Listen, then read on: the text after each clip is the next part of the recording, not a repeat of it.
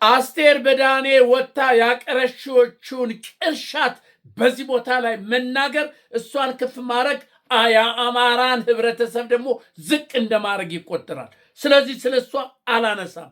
የወረደች የዘቀጠች ግራ የገባት ስንት ጉድ ከኋላ ያላት ስለሆነ እንዲሁ ትንሽ እናንተ እንድታውቁት ያክል ጠቆም አረጋለሁ እንጂ ስለሷ አንስቼ መናገር የወረደ ያሰኘኛል። ይህ ሊባኖስ ሚዲያ ነው። ሊባኖስ ሚዲያ ነው። ሰሞኑን የለውም ነግሬያቸዋለሁ። እንደሌለው የለውም ነበረ። በሆነ ምክንያት ወደ ሌላ አካባቢ ሂጄ የለውም ነበረ። ግን እዛም ሙኜ የተወሰነ ነገር ለቅቄላቸዋለሁ። ታስታውሳላችሁ። የአማራ ትግል በምን አይነት ሁኔታ በምን አይነት ፍጥነት ላይ እየሄደ እንዳለ እንዴት ሆኖ እየተገሰገሰ እንዳለ ጠቆም አድርጋለሁ። ዛሬ ደግሞ ትክክለኛውን በፎታይ በስፍራዬ ሆኜ ይሄንን ልዩ የሆነ አርማይን ልብሱን ለብሼ መጥቻለሁ። ስለዚህ ሰብስክራይብ ካደረክ አድርግ። ይዳረሳል ካልክ ለሰው የሚዳረስ ነው ያልክ ተደራሽ ይሆናል ካልክ ተደራሽ አድርግ። ከዚህ ውጭ አንተን እግር አልስም። ለምን? የድል አፋፍ ላይ ነው ያለሁት። የድል አፋፍ ላይ ነው ያለሁት። ስለዚህ አስቴር በዳኔ ምንድን ነው ያለችው? አንድ ብሔር ሂድን የሆነ ብሔር አንድ ሃይማኖት ለኢትዮጵያ ሕዝብ ጸር የሆነ የሚሸት የሚገማ ብላ ስትናገር ትንሽ እንኳን ለአንደበቷ እንዲህ አይዛትም እኮ። ይሄን ያህል መውረድ፣ ይሄን ያህል መቀላመድ አያሳዝንም? አስቴር በዳኔ አስቴር ስሟ አስቴር ሊሆን አይችልም። እንደ ስሟ ብትሆን ኑሮ የአስቴርን ስራ በሰራች ነበር። አስቴር እኮ ህዝቧን ታድጋለች። አስቴር የሚለው ስም አስቴር እነ ሃማን ገላ ህዝቧን ታድጋለች። ይቺ ደግሞ በዳኔ በድን በላት። አንድ ሃይማኖት፣ አንድ ብሔር፣ አንድ ሃይማኖት ማን? ኦርቶዶክስ ነው። አንድ ብሔር ማን? አማራ ነው። አገርን ጠብቆ የብረት አጥር አድርጎ ያቆየ የኢትዮጵያ እንዳትደፈር ያደረገ አማራና ኦርቶዶክስ ሃይማኖት ነው። እነሱ ባይሆኑ እንደዚህ ቆማ አትናገርም ነበር። እንደዚህ አፏን ከፍታ አትናገርም። ሸተተ ይገማል አትልም ነበር። ውድ ኢትዮጵያውያኖች ልብ ብላችኋል። ስለ አስቴር እኮ የምንሰማውንና የምናውቀውን ብንናገር ቆማ መሄድ የምትችል ሴት አይደለች። ቆማ መሄድ የምትችል አይደለች። በዚህ ሚዲያ ላይ ብናወጣው ለሚዲያ አይመጥንም ብለን ነው እንጂ የሷን እርካሽነት ብናወጣው ከዶክተር አብይ ጋር ምን አይነት ግንኙነት እንዳላት ብናወጣው ኪነት ሙዚቀኛ በነበረችበት ጊዜ የነበራትን ስብዕና ብናወጣው በዚህ ልክ ተደፍሮ አትነገርም ነበር። ግን ይሄ የወረደ ነው። ከአማራ ስነ ልቦና አማራ የሆነ ይሄንን አውጥቶ አይናገርም። ይሄን አይናገርም። ስለዚህ አስቴር በዳኔ ዋጋ ትከፍያለሽ። እመኚኝ፣ ዋጋ ትከፍያለሽ። በዚህ ባለቀ ሩብ ጉዳይ ለ12 ሰዓት በሆነ ሰዓት የራስሽን የሚዲያ ፍጆታ ለማግኘት ስትይ ይሄንን ትልቅ ህዝብ ይሄንን ትልቅ ሃይማኖት በማዋረድሽ ዋጋ ትከፍያለሽ። እመኚኝ፣ ዋጋ ትከፍያለሽ። እንግዲህ ውድ ወገኖች ይሄንን ካልኩ ዛሬ የአማራ ፋኖ ትግል የአማራ ፋኖ ሂደት በጣም እየተቀጣጠለ በየቦታው ምርኮ እየበዛ በየቦታው ከተሞችን እያዙ እያስለቀቁ ነው ያለ። በዚህ ሰዓት እነ ብርሃኑ ጁሎና እነ አብይ አንጋጠዋል። ከሰማይ ምን ይመጣል? ምንም አይመጣ። ከሰማይ ፋኖን አጥፋለን ጸሎት ነው የለም። እግዚአብሔርማ ከሚበደሉት ጋር ነው ያለ። ደማቸው በከንቱ ከሚፈሰው ጋር፣ ንብረታቸው ከሚቃጠለው ጋር፣ ቤተ ክርስቲያናቸው ከተቃጠለው ጋር ነው እግዚአብሔር የሚሆነው እንጂ ከገዳይ ከአስገዳይ ጋር አይሆንም። ብታንጋጥ የሚመጣ ነገር የለም። ስለዚህ ዛሬ የፋኖ ትግል አካሄዱን ምኑን ስንመለከት በጣም በጣም በቅርብ እስካሁን ድረስ የጎንደር የጎጃም ይሄ ምንድነው አንድነት ይሄ የጦሩ አንድነት አለመሆን አለመዋቀር የሚል ትንሽ ጉምጉምታ ነበር። በጦሩ ሳይሆን በመሪዎች ማን መሪ ይሁን በሚለው ሲወዛገሙ ነበር። አሁን ያልቆል ስራው ተሰርቶ አለቀ። በቃ አለቀ። ይሄ ከሌላ ብሔረሰብ ጋር ጥምዶ ምናምን የምትሉት ይኖር ይሆናል፣ ግን ከማን እውነት ከህዋት ጋር አማራ ጥምዶ ሊያረግ ነው?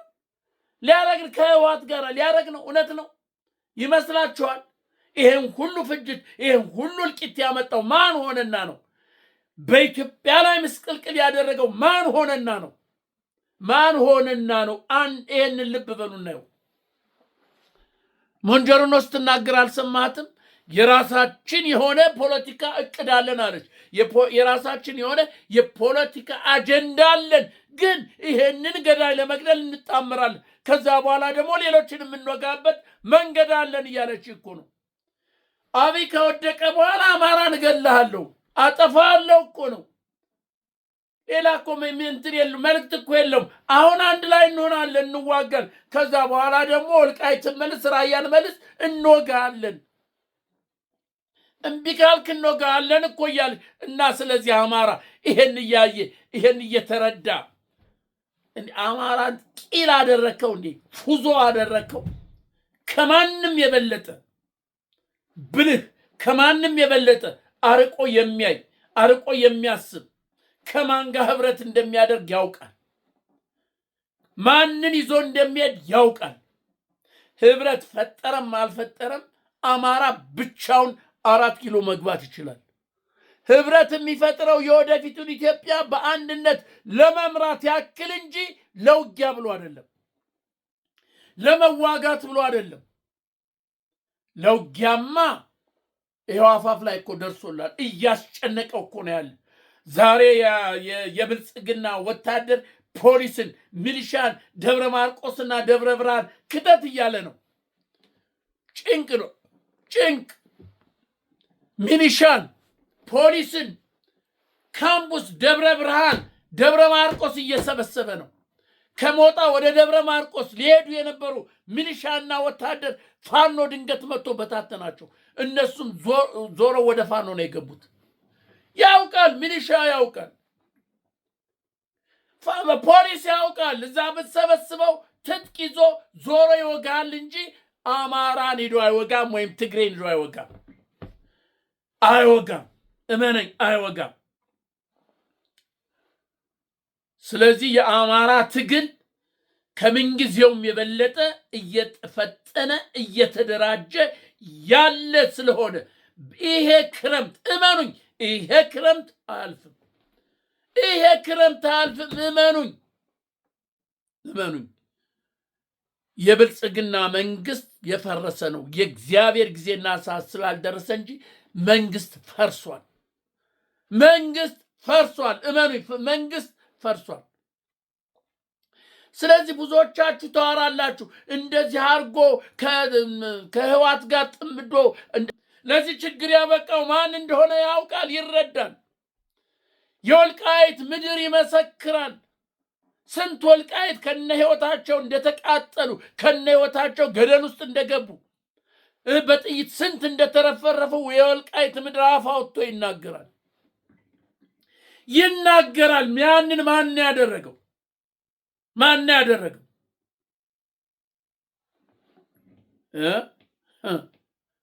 የራያ ምድር ይመስክር። ምድሩ አፍ አውጥቶ ይናገር። የስንት ራያ እንደም እንደጠጣ፣ የስንት ራያን ህዝብ አፈር እንደበላው ራያ ምድር ይናገር፣ ይቆፈር፣ ይጠየቅ። ታዲያ አማራ ፋኖ አጋር ፈልጎ እንደዚህ አይነቱ ጋር አሁን ጥምዶ ያደርጋል ብለህ ታስባለህ? እያንዳንድ ልብ ብላስ ታስባለህ ወይ?